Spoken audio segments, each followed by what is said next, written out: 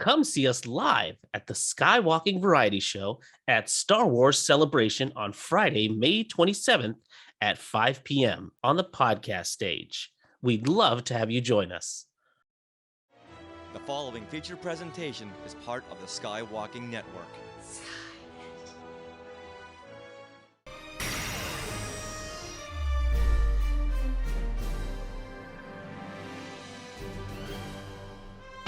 Hi there, and welcome to a Collect-Opolis update. In our first episode, at the end of that episode with Jason Eaton, we talked about some stuff that was up and coming, and one of those things was the ion cannon from Empire Strikes Back. Well, my Facebook feed has alerted me that Jason has completed said ion cannon, and we have him here today to go over that final home stretch of final completion here. So, hey, Jason, welcome to the show. Welcome back, Jason. Thanks. Hey, guys. How's it going? Apparently, Kevin's been stalking you on Facebook. That's cool. I look, like with every Mark fiber, helps. with every fiber of my being, I wanted to start and go like, "Oh, I didn't see you come in. Hello." I really like I while you were doing the intro, I was like, "Don't do it. Don't do it. All right, talk about it." You know, I think that's something to do with 80s and 90s sitcoms where they would always turn to the camera, smile. No, and not then have their sitcom, name that's displayed soap right operas. next to them. Soap operas. My favorite trope was addressed in Kids in the Hall in like the 90s or whatever, whenever that was on, late 80s, early 90s. And it was like they were talking on the phone and somebody said, "Okay," and then they went, "So is that great?" And then they just went and hung up. No one ever says goodbye. I mean, they had actual phones, not these little bricks. But like when you watch, I think it was X-Files, there was some show that we rewatched and nobody ever said goodbye. They just were like, "Okay, we'll do that. I think that's a great idea." And if somebody did that to you, rude mother. Yeah. Am I allowed to swear? We'll beep it. It was, yeah, it's fun. You know what's funny is that they were for a while, we still had the satisfaction of a hang up in TV because we had flip phones. So you'd be able to go like, yeah, click and like slam it shut or just go like. I have but seen now, I've seen people now you like, just like you hit that glass so hard, like yeah, I get it. No more. Yeah, but the satisfying ka-chunk on your end and on the other end, they heard like a click, and then the dead. Right. Nothing beats the old tactile feedback, right? Yeah, good stuff. That's exactly analog justice. Speaking of tactile, your models. I mean, the process on your Facebook, I have to admit, I've been watching a little bit too. Wow. I mean, just from the terrain alone. Yeah. Well, it looks like there were some terrain iterations. I say, can you take us back through final assembly and into paint and terrain choices? It was a warm summer day. It's a warm June evening. The meadowlarks are singing in the meadow. Yeah, it was in the mid 100s. I was facing north. Vinyl was melting off of houses. So I made so briefly, the ion cannon was something that no one's ever had the ability to tackle. Certainly everybody has wanted to. This is the studio scale universe of nerds. There's dozens of us, dozens. It's not a huge scene, not like just regular modeling. It takes a certain kind of mental like deficiency to think that this is a good idea financially to get into. So about a couple hundred of us, I guess. I don't know. And within that group, everybody kind of knows everybody, and everybody kind of knows what everybody's working on. But the ion cannon was something that everybody's always talked about wanting to do. A couple people had some false starts. I've always wanted to do it. We kind of knew the sizing. And over the years, I have had the absolute fortune, honor, privilege of knowing some of the guys that worked on these films. And that gives me access that some people normally probably could never get.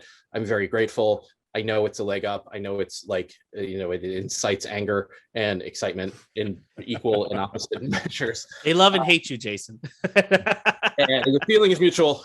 It's self-mutual. It's like, so I read this quick aside. I read this thing where somebody said, would you take $50,000 if you knew that the person you hate the most would get 100,000? And the very first response was like, I'd love $150,000. right. Oh, self-loathing. That's good. So anyway, I found myself in a weird position where I had enough contemporary reference, and this is the problem, to make the ion cannon. I didn't have access to it physically at the time, although I did later, sort of, and I'll get to that in a sec.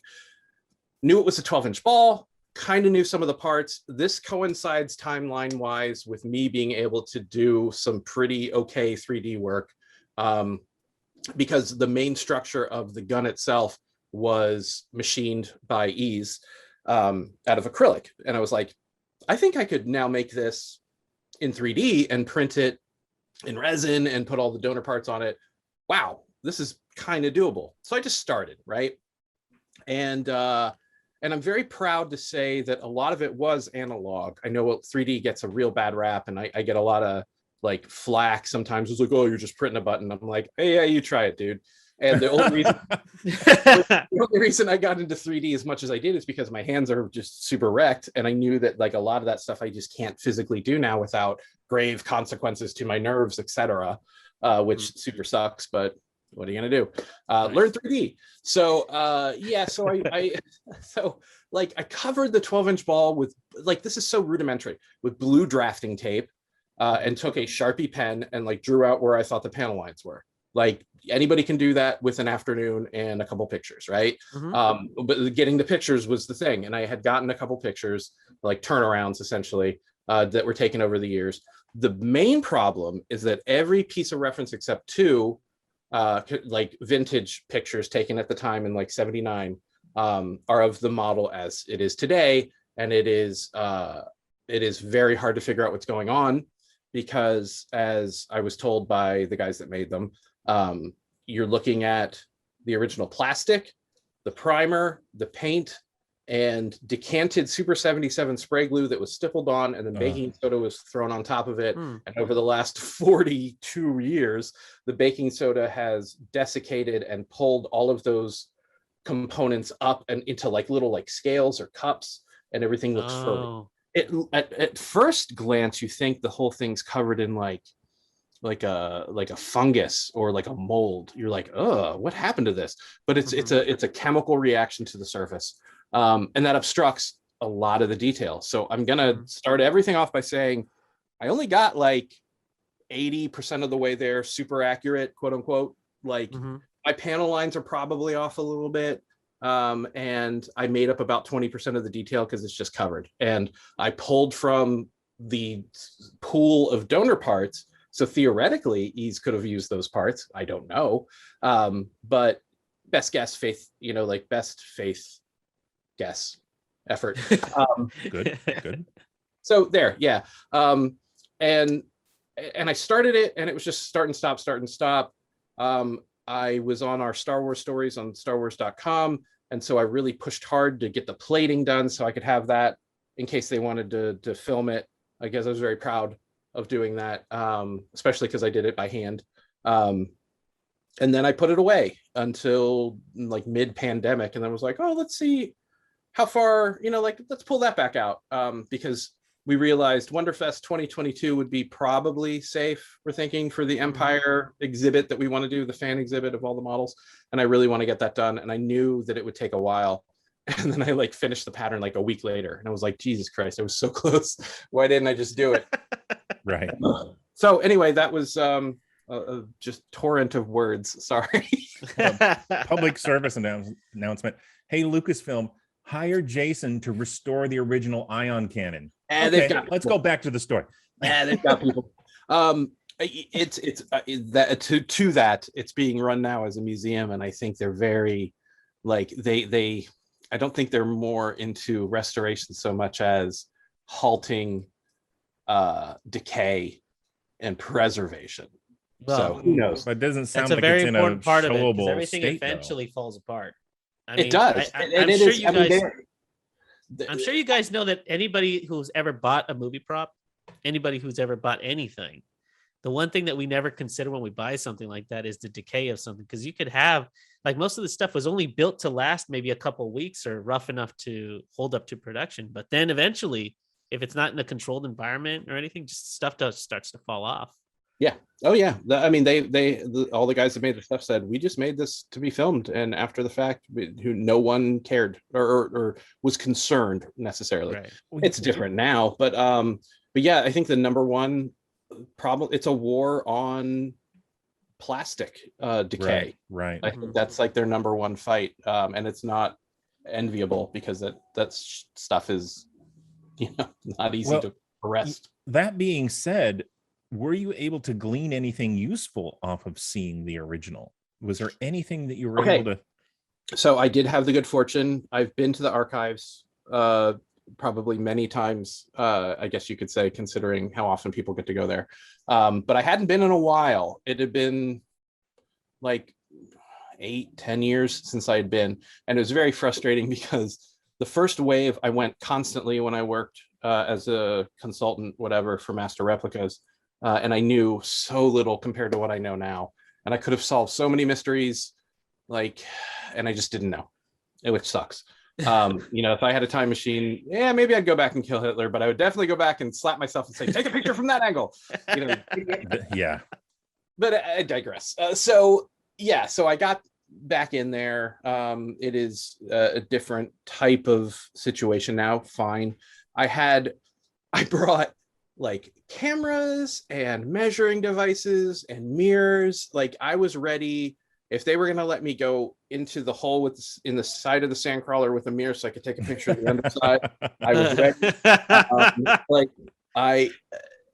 They no photography, no measurement, no touching.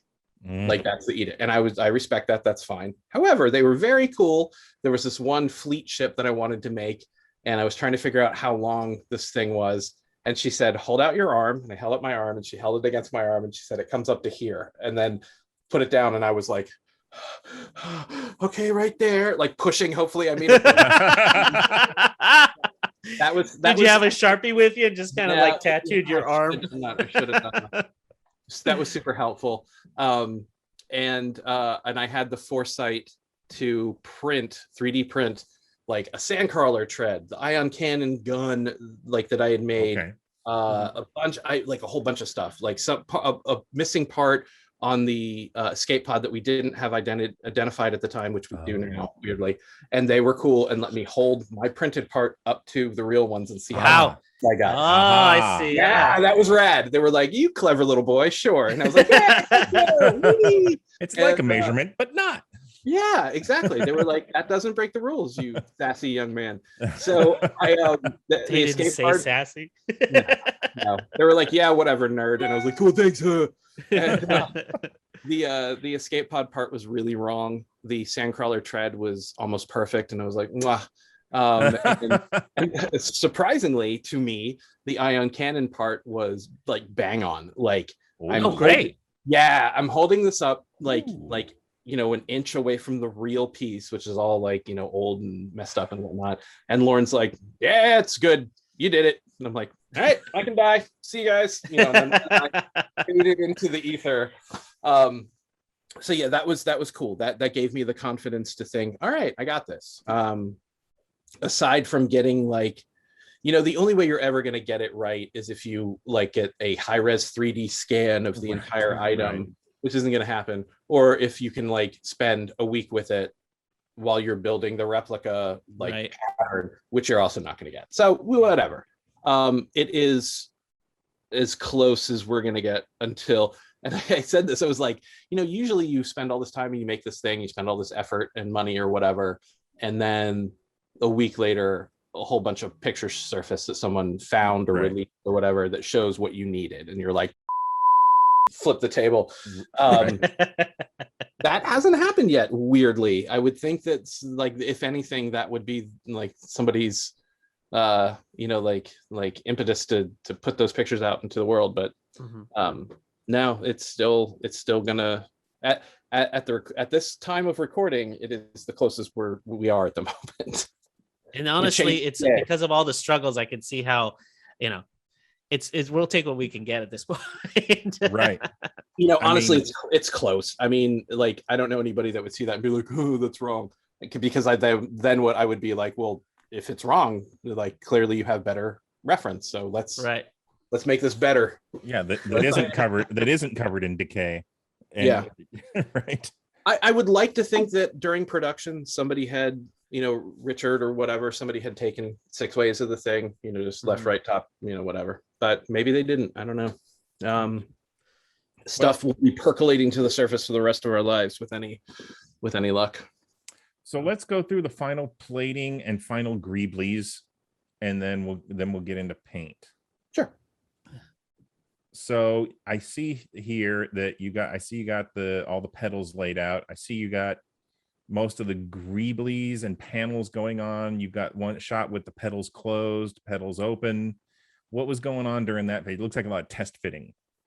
A lot of test fitting. I again, full disclosure, I think I might have the plating wrong because one of the pedals like slots, the channel that those pedal hinges like slide on isn't quite where it should be.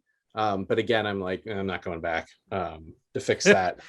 Right. I think you'd have to start from scratch, and I'll gladly do that if like insanely good pictures show up. But again, it's an ion cannon. So yeah, the whole mechanism, it's a ball, 12-inch ball. It has 3 hatches that are like flower petals. When they're closed, they come together in a real funky way. There's that one photo of, I think it's Nilo on set dressing like the ice or the snow around it or something, and it's in the closed position. He said it was a screw mechanism. I told him what we were going to do to mechanize it, and he laughed. He's like, we were having coffee, and he was like, took a sip, and he's like, "You're making this way more complicated than me." Thank you. Yeah. It's going to be what I do. It's going to be an Arduino, and he was just like, it could just be a screw drive. That's what I did, and I'm like, why make it easy? But apparently it raised up out of the ball. And just the mechanism of that, like there's the gun barrel and then there's the shroud, and the shroud is like a truncated cone, and that I think pushes the pedals physically open. So it's a physical move. And then, but the problem is in the film, it's a double recoil. So you've got like, you've got the gun firing, and then you've got like the little sleeve moving aside from that. So I have my friend Josh Maruska, who is far more of an engineer than I will ever be, took that challenge, and he's like, we can do this. It's like a cam and a linear actuator. So what has to happen is, say you're inside the ball, right?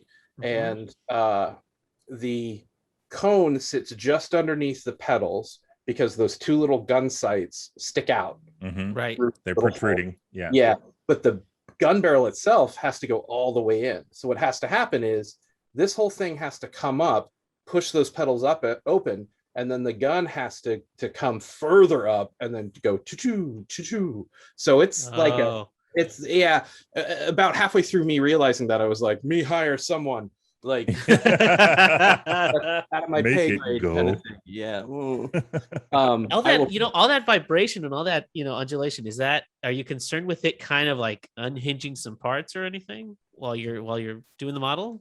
Not okay. So I'm doing that for my personal build, and my personal build is the original acrylic ball, the original styrene, and the styrene plating. So it's all welded together. I don't think any of that is going to be like impactful enough to push anything loose. That being said, until I like plug it in and turn it on, exactly, I'm gonna shoot out the front. I will say that with in my guarantee to you is that with every model I build, I've broken it like 80 times before I even get to paint. So that's that, you talk to anybody who makes models, they're like, oh yeah, I've knocked that antenna off 30 times. I hate that thing. I've got a few things on my shelves here that keep getting re-glued. Yes. Well, I mean, that's why I brought up the concern, because I know whenever you have any moving part, there's always wear and tear.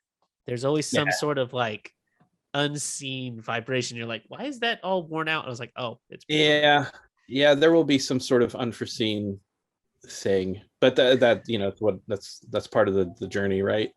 It's part of the joy. Yeah. It's funny too, because it's like, I'm gonna spend thousands of dollars probably when the dust settles to get this pulled off to good, like push a button and have it go pa-choo, pa-choo, and then you're like, oh my God. Anyway, and then But you it's lost. but Why am I bothered? but what a model, right? It's like your I have- 12-year-old self's dream. I'm a sucker for animatronic turrets, apparently. So Wow. Yeah, you have a big one in your living room. I do. I still have that somehow. Yeah. Let's go into. So I'm looking at the images, and there's a couple things here. You've got. It looks like 3 terrain options that you were. Okay. So wondering? initially, all right. So I make this thing, and I'm about to put it together, and then I thought I had been hounded by people initially when I started making it. Are you going to kit this? Are you going to kit this? Are you going to kit this? And I don't make kits. However, I will loan my parts out to somebody if they want to make castings, essentially, for friends or whatever. But that's not my bag. I just like to build, Right. one-offs or whatever. Yeah. And with the ion cannon, I've been, in the community long enough to understand that that's something everybody would be excited, all 24 of us. But seriously, I mean, like, I was like, I know this is something like people would want. So my friend was like, I would like to borrow your parts and mold them and cast them. And I was like, all right, I'll send them to you before I put this all together. Sure. And so I sent that to him. He sent it back, my thing back, so I can like make my personal one for Wonderfest in June of next year. Coming to you in June in Kentucky. Hopefully. Funtucky. Suburban. Yeah, hopefully. Yeah. Unless the Omega variant has killed whatever dystopic horror is up Awaits. Yeah. Whee! But yeah, so he sent me a copy, for my troubles or whatever. And I'm friends with a fella that runs 3210 Studios, which used to be Kerner, which used to be ILM. And they were going to have an Empire party. And I know he wanted some like fun set dressing stuff. And I knew I had to make a quick, dirty buildup of just the parts to see if everything fit together or whatever. And I was like, all right, I'll build this up and I'll just give it to him. Like, he can have it. It can live in, the Bay Area, whatever. And he was happy. I was happy. It was great practice on the paintwork. And for that one, I just did a one-off little snow base. It doesn't psychologically, it doesn't logically make sense, because the way I made it, it's just like it's plunked in this goop of snow, and then it's like spinning around like wee in this little snow. So that kind of that bugged me a little bit. Seems legit. Yeah, but I don't think if this thing is articulated, it's got to have something mechanical and not just the snow's grown around it. So it's artistic license. Yes. It looked great, but I just needed to do it in a week. Yeah, nothing would break. It would create its own groove just with the rotations and everything. Exactly. I get and then I'm like, God, now I'm being that loveless nerd that's like, how does the adamantium work or whatever that Right.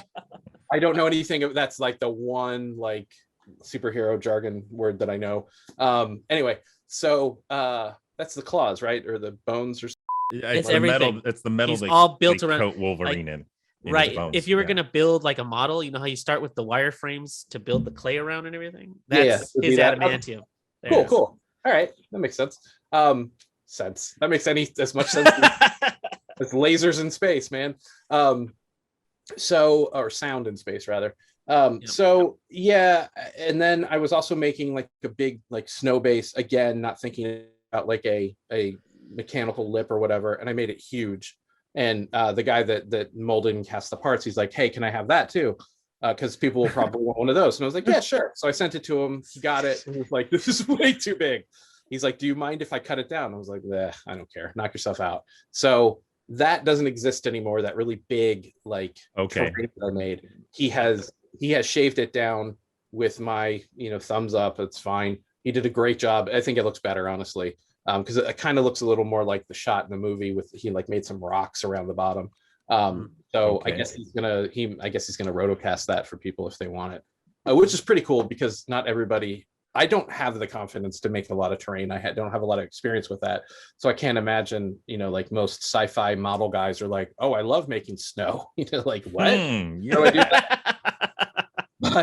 But so thinking while I was doing those two things kind of concurrently, I was like, I need to make, for my personal one, I need to make this make more sense.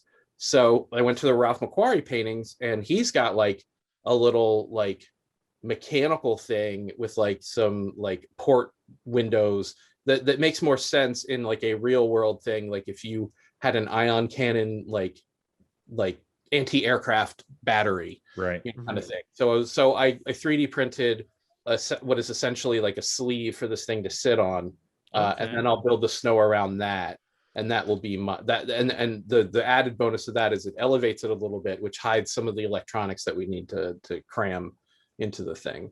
So that will be my personal build. And if anybody wants that part too, that's fine. I mean, I could send out the STL, or we could have it cast or whatever. Yeah, I see there you did a mock-up of it, I guess against I guess that was the Macquarie painting, or you've kind of got it white. It was a Macquarie painting, but then it's also, I think, I don't play video games, but I think that Battlefront thing also made. Okay. Yeah, I might be a mashup of the two now that I'm thinking about it. But yeah, Okay. I sort of overlaid mine over top of that, and I'm like, yeah, it's fine. Yeah. Yeah, it seems like a good plan. It looks good. Looking forward to that. It's just that extra little bit of quote realism that I think would sell it a little, I yeah, dig it. definitely. Yeah. For the electronics that you're trying, how much of it is going to be in there? Like, do you got like a whole, like all the wires and everything that go into it? Are you storing that in the terrain then? You said, It'll or are you be- trying it'll to be store it in the- the dome? The ball will house the linear actuator and the cam, and I think the speaker might be more towards the base of it, thinking that. So the way I've made it, I'm like, everything's going to be like a speaker box, like why not? And I'll talk about that with that Macquarie probe droid if we want to touch on that real quick, because that was a kind of stroke of like, aha. It's the ball, the gun, that little sleeve, a bunch of snow, and then at the bottom there's like 3 little access ports where they're just big enough in my head for like a snow speeder to park. Oh, yes. Like if the guys are like, oh, we got to get out of here, or we got to, Right. go shift change or whatever. So I was like, okay, I can put the speaker pointing downwards, and the ball is now the sort of acoustic, box for the bass or whatever. Oh, And that's the clever. sound can direct that Yeah, bottom. I like that. I That's did, I clever. did that with the Death Star turret. It's that whole middle section is a subwoofer box essentially. Oh, that's okay. All Yeah, right, I get yeah. that. And then I'm doing a Macquarie probe droid, and it's got sound, and I'm having the speaker point downwards, and again, sort of the body becomes the echo chamber, and it comes out of the bottom. I'm gonna have like a little. Oh, that's really good. So you've done, yeah, obviously then you've done this before. You know how That's the right. acoustically will sound. Ladies and gentlemen, we just generated a follow-up episode inside of a follow-up episode. That's how my brain works. You want to show it real quick? You want to show the legs really quick? Yeah. So I'm working on the Macquarie probe droid. It's like a mashup of his painting and a sketch. And actually, now that I think about it again, that might be a Joe Johnson sketch that I picked. But anyway, it is probably 1/12 scale, but I might have gone big. But who's to say that like the prototype wasn't a big boy? So this is like, like turbo probe droid. This is part of the head. Wowzers. And then I printed the eyes in clear, but I'm probably going to paint them black. And then I've done I don't know if you can hear my printer, but I'm printing body parts now. And then I printed the legs. Wow. Friction holds that. So yeah, that's that size. And Is that one? That's not one big piece. You printed all those yeah. legs separately, right? they all articulate Whoa. pistons. I don't know if you Right? can see pistons. Oh my gosh. Look at that. I thought those didn't move.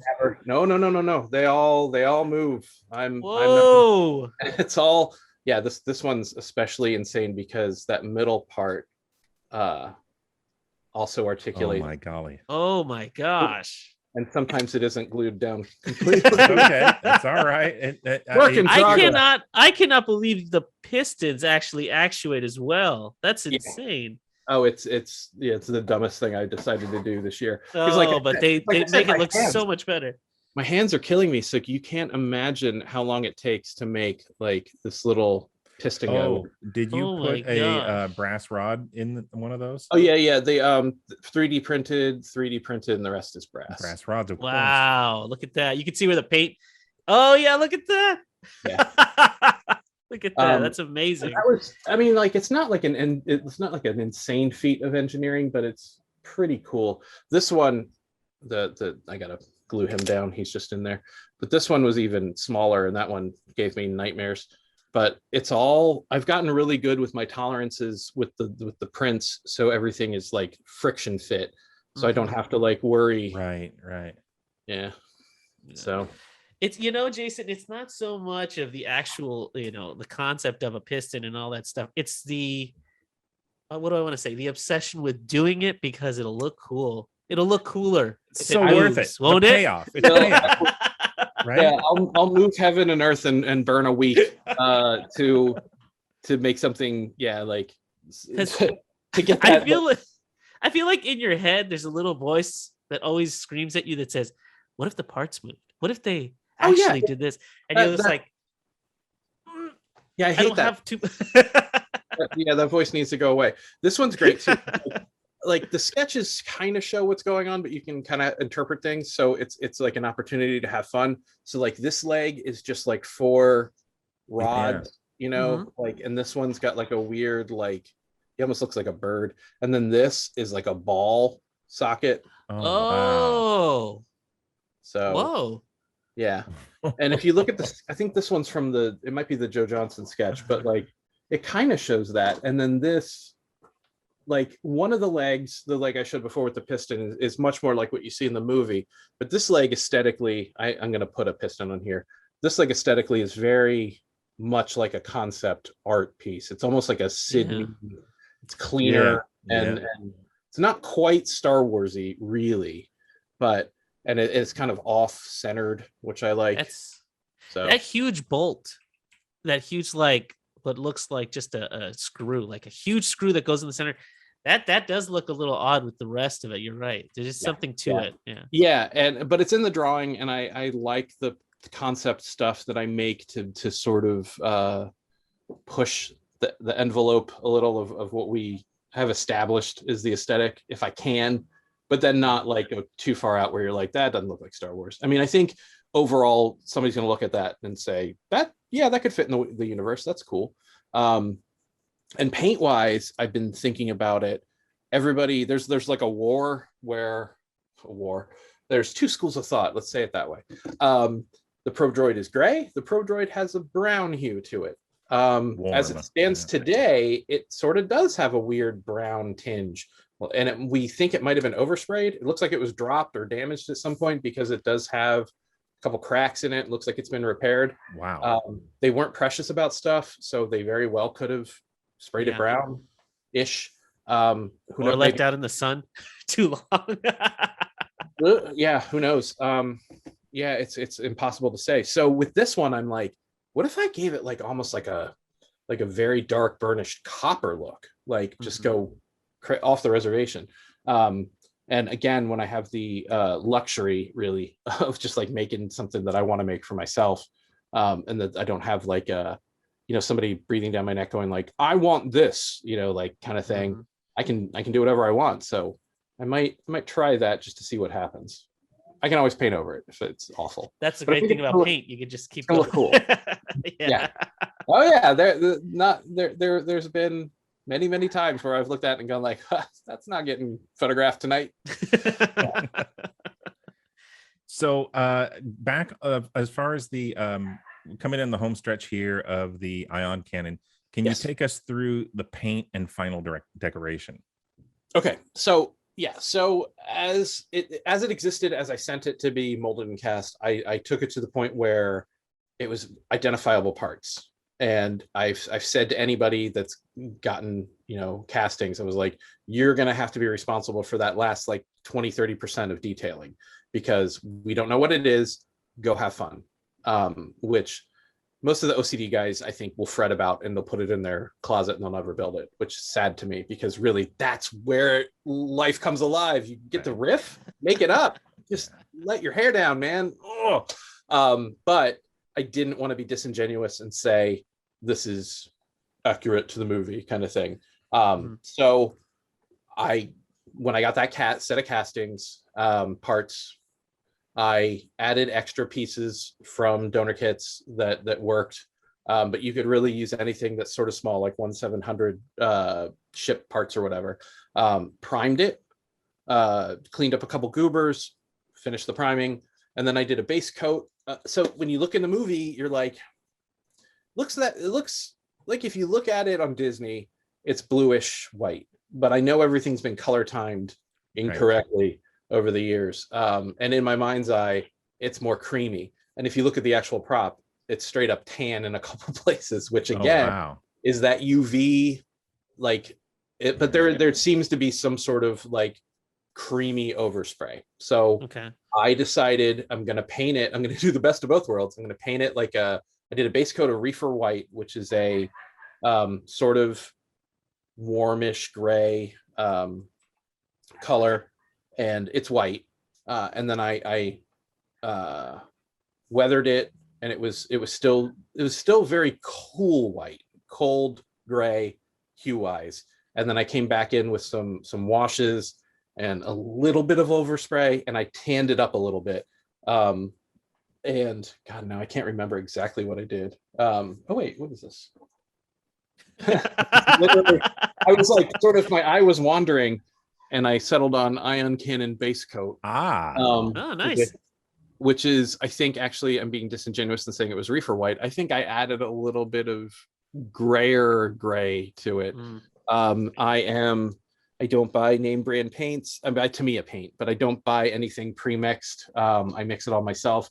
This is the worst thing to ever tell somebody when they ask you, what color did you use? But every time I'm like, I mixed it at the time. I mixed it on the fly, like, because that's fun to me. So the end result is like a weird whitish, bluish, tannish, grayish like color. I came back in and like did a little bit. It was almost like I appreciated it, and then I came back in and did like some highlights on some of the panels with like a cooler white.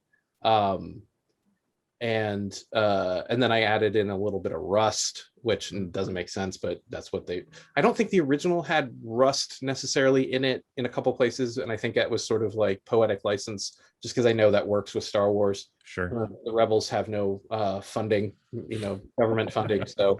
But if something is constantly moving, it's not gonna have rust on it. It's in the snow, so I don't know. Maybe it got rusty. Yeah. But it looked good to my eye. And again, I wanted it to be done for the party that they had. So I was like, all right, it's either do it or don't. So do it, kind of thing. And then I did a little bit of like sort of carbon scoring around the barrel and stuff. And that was it. It's very, God, I don't know if I could explain exactly what I did at the time, because I wasn't paying that much close attention to like keeping it, like the next one I paint is going to probably look a little different, which is again an awful thing to say.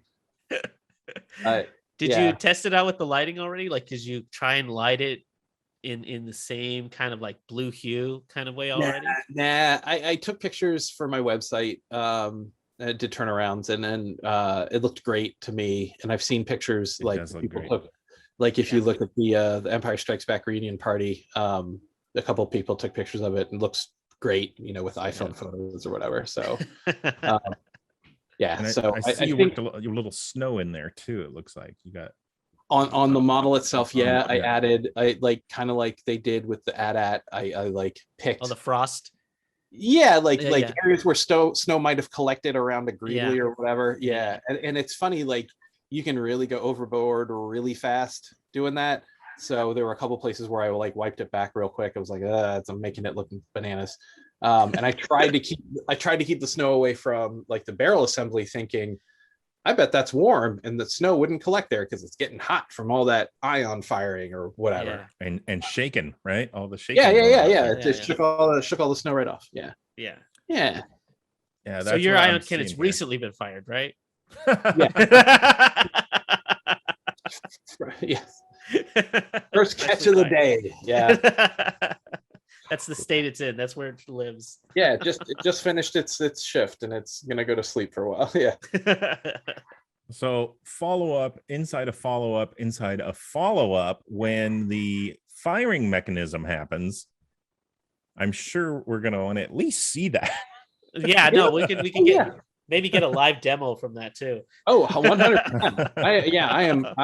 I will be happy to take some the B-roll of the thing as it's being made before it gets all entombed inside. I always want to do you'll see it on Facebook, honestly, because the second I get this thing working, I'm going to be like, behold, and again, it's my friend Josh Maruska, like his wizardry, on display with that kind of stuff. Like, it's incredible. Man. I can't wait to hear it too. The way that you described, creating the echo chamber and how you're cleverly going to kind of disguise it. It's going to be so cool. Yeah, it's going to be awesome. The probe droid's going to be really cool too. I get the electronics delivered, I think, Monday. As a quick aside, the Parkville post office here in Baltimore, Maryland, made national news for being one of the worst post offices in the country. Oh, fantastic! Good for you. I haven't had a mail carrier in 2 years. We've just had subs or whatever. I get mail twice a week. Lately, my mail has been returned as vacant. Which was my last straw. So I opened like a complaint or whatever. And it might be getting better. They fired the postmaster general. They fired like some local guy. But maybe the thing shows up on Monday. It's supposed to. Maybe. These days I'm like, America's broken. I might get my mail. What do I care? I'm not dead yet. Mail. I've got very low expectations. Oh my gosh. They had beef at the grocery store. What am I, a Kennedy? You're trying to get the probe droid done for Kentucky too, right? Yeah, that'll definitely be done. Okay. I was hoping to get it done to show a friend in like a month, and I'm like, oh, why am I trying to kill myself? Like, it won't even be printed by then. Like, some of these, like this print was like 30 hours, so I'm like, what am I thinking? How many? When people say 3D printing is easy, I was like, the design and then the printing, and then you still have to sand a bunch of stuff. It doesn't come out like that. Yeah. The head, well, it did come out like this because I haven't touched it yet. But if you look at it close, there's a bunch of goopers. So yeah. The head is 4 pieces, so that's 30 times 4, and then the body is 6 pieces, but I could double up, so that's only 3 rounds of 30 hours, and then there's like a flange. I've got some time. I've got some printing. Correct me if I'm wrong here, though, regarding what Ernie was saying about how it comes off the print. You picked a printer that puts it out in such a way that you don't need to do as much finishing as maybe some other printers. I have a Form 2. And it prints. This is directly off the printer. It's just an SLA printer. Yeah.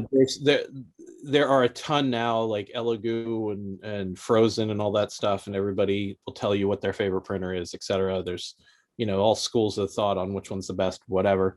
I picked the one I liked because it seemed to be the least finicky. A lot of these cheaper printers mean you spend a lot of time calibrating, and I'd rather spend my time building. So, right. But that's disingenuous because I also know that I have enough money that I could buy the $4,000 printer and not the $600 printer. So you do get what you pay for, but you can get great results with a cheap printer. You just have to put some time into it that I personally am like not wanting to do. Like, right.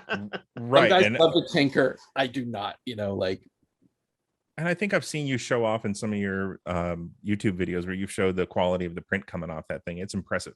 It's impressive. It is. And but I do have to say that some of these other printers rival it. Like, they're not bad. The quality of the resin gives me pause on some of the cheaper printers. Like, if you're spending, I spent $149 on a liter of resin, but I've talked to the guys endlessly and they're like, it'll last at least 40 years probably. And I'm like, I'll be dead. What do I care? It just needs to last like 20 or 30. I don't know. We could all be dead in 10. Will it be good in a week? Yeah. And I've heard horror stories of the guys that buy like the $20 a liter resin, and then the whole thing like cracks and falls apart. I don't know what they're doing. They might be messing it up. They might be curing it incorrectly. Who knows? But I like a walled garden in some ways with that kind of stuff. Like, I like the iPhone experience because like it's comfortable for me. So Many different brands of hammers. Just pick the one you like. Right. Everything's cool. Nobody tell me that I'm wrong. You're fine. I thought part of your decision process was that it got it to a certain level where you weren't gonna re-destroy your thumb every time a piece came off. Yes. So yeah, like the FDM printers, which are the ones that are like the hot glue gun, that print the thing. Yeah. They're great, but they require a fair bit of sanding, and I can't do that physically anymore without grave consequences to my stupid meat paws. So I've got a robot doing my bidding in the other room. There we exactly. go. That's what, in keeping with all of these different mechanical beings doing what we need them to do. That's a good process. I respect the robot. Have machines do my bidding. Yeah. Robot, I love you. We're good friends. They trying to get ahead of when Skynet eventually takes over. Right. Like, remember all those times I said please and thank you? I always go back to that Simpsons episode where Ken Brockman, it must have been a Halloween episode, but Ken Brockman was talking about the ants in the salt mine and how he hails them. And like, he immediately went from like being a human to being just this supplicant to the sugar mine. Yes. First off, I'm going to show my Simpsons, fandom thing. It's the episode where Homer goes to space. The ants are there to do an experiment. They pass by the camera. And he says, "Our ant overlords, welcome." Yes. I for one welcome our ant overlords or whatever. Yeah. And then I think he says toiling in their sugar mines. Like toiling in their sugar. Yeah. I have every episode of The Simpsons from like season 1 to like season 7 memorized and in like 8-track cassettes in my brain somewhere that just sort of like jump from track to track. It's really disconcerting. See, I feel like everybody has that show that they watch in the background while they do things. Yeah. And that's one of them. So like I'll churn through, I think, all the way up to till season 13, and then I start over. Yeah. That's my little bracket of episodes. I just restarted and I hadn't watched them in a long time, and it's I'm only in season 3, and I know like 4 and 5 are coming up, and I'm like that's that's where like Conan O'Brien, and they were really obsessed with Mr. Burns. Like I was that's where I was alive. But I was in high school when it came out. I watched the interstitials on the Tracy Ullman show. Yes. Like I was just hip enough to like be tuned into that. And like the City Paper and Linda Barry comics and stuff. So like I knew the Simpsons were like something I needed to pay attention to. And then they had the show, and like I was like, Sunday night, like I don't care if a girl's on the phone. I'm like, I'll call her back in half an hour. Wait your turn, women. It was I'm Simpsoning. I'm all about The Expanse. Anybody else here? Okay. I would like to say publicly to my friend John Sabian, I will watch The Expanse soon. He has been on me for 5 years, 6 years or whatever. Like, yeah, we watched, my wife and I watched like the first 3 or 4 episodes, and we were like, I don't know what's going on. And this guy's got like greasy hair and a hat or whatever. Like, whatever. Like, I can't remember anything about it. I promise. Listen, everybody says you got to stick with it for like 19 episodes. I'm like, that's what they always say. Well, here's the thing: is when it was on, they did a lot of ground laying of the characters while it was on Sci-Fi. Yeah, there is a noticeable transition to Amazon when they picked it up. Okay, your patience will be rewarded, and you will look back fondly on those early episodes as sort of pavement laying or foundation laying. I promise, I swear, and the ships make a lot of sense. I have it back there. I can't see it. I could bring it closer if you want, but it's the Rocinante, yeah. And it's the like one Rocky Balboa. What's that thing called? The Rocky Baki Bookie. It's the one that was done by Idea Planet, and it's super detailed. And it's I've seen pictures of that thing. That is impressive. It is fantastic. Want to see? That's cool. Yeah. No. You're gonna build it up. But yeah, my friend John, I feel so bad. We're like, yeah, we'll get around to it, and then we're like 10 seasons into NCIS because it's just dumb. And you know what? It's just, I don't know, Jason. I don't know. It just becomes this thing where it's just like, why do I have to watch 3 seasons of bricklaying to finally get what's inside the house or whatever. You know what I mean? Like, Yeah, I get it. I get it. Like, It's also the same thing with things like Lost, where they tell you everything's great except the ending. I was like, How I Met Your Mother. Wow, look at that thing. that's awesome. How I Met Your Mother is like that. How I Met Your Mother's ending is so bad nobody ever rewatched. Here we go, Jason. Magnets. Oh. What magnets? Magnetic. Look at that. Yes, That's a cool ship. it is. It's very Sid Meady. Yes, there's definitely some. I'm trying to get around to when they painted the Rocinante logo Lots of on there. cargo. Look like a lot of cargo bays on that thing. There are doors. This is where the cargo. I got it right here. This is the cargo entrance. Yeah. All the designs strike me as very like plausible.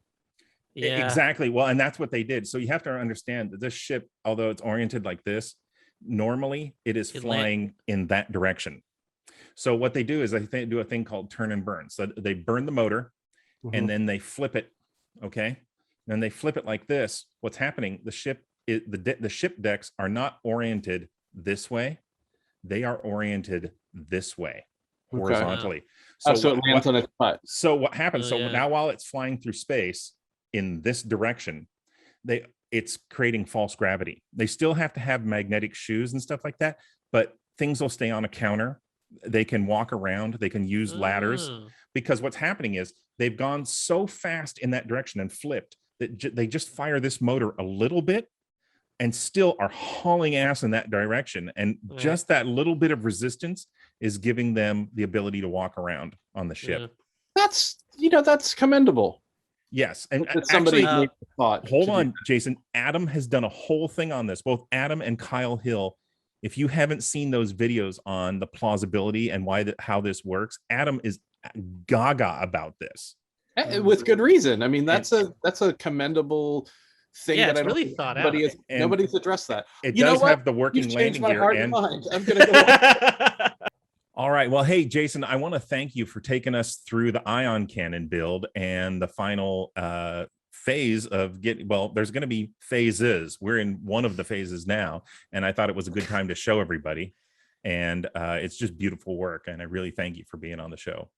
Thank you for having me. Yeah, I'm really excited with how it turned out, and I love talking about it. And phase 2 and 3 or whatever, hopefully will be just as cool, if not better. All right. We're gonna keep it on the Facebook because, like you said, I think you're gonna show it like when it actually moves, and then the sound, and then all this stuff. So we're definitely gonna have you back on, because once that thing gets, I know it'll just be firing like a couple times. We'll be like, oh, look at that, but I guarantee you we're all going to want to come back just to see you hit the button. Yeah, there will be a lot of push, boom boom, ha ha ha ha, ha again. Yeah. Thanks again, Jason, for coming on the show. Thanks for having me. All right, take it easy, man. Don't forget to visit us on our Facebook group page. Like us, tell your friends. We would love to hear your feedback. You can comment on the show. You could ask a question, or even leave us a direct message, or tweet us at skywalkingpod and use the hashtag Collect-Opolis. We are part of the Skywalking Network, Skynet, where you can also find other great shows like the Neverland Clubhouse, Star Wars Ologies, Talking Apes, Totally Tell Me Everything, the Max FX podcast, and the flagship show, Skywalking Through Neverland. And look for more shows on the Skywalking Network YouTube channel, like Classics Marvel Star Wars Comics, and Today in Star Wars History, your daily Star Wars history lesson. Well, that's it for this episode. I'm Kevin Toft. I'm Ernie Moreno. And thanks for joining us on Collect-Opolis.